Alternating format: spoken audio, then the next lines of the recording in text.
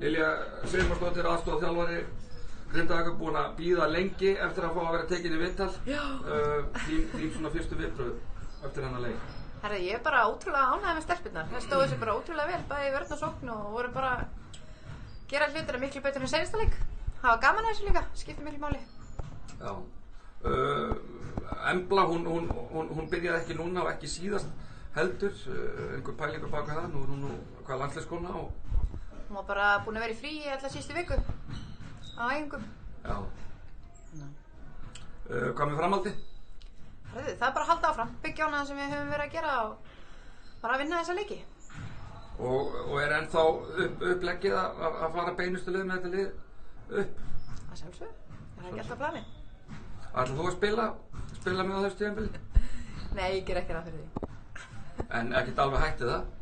Nei, ekkert alveg hætt, en það er alltaf að vita hvað maður gerir.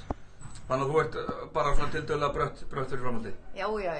Áfram gakk bara? Áfram gakk, áfram gakk.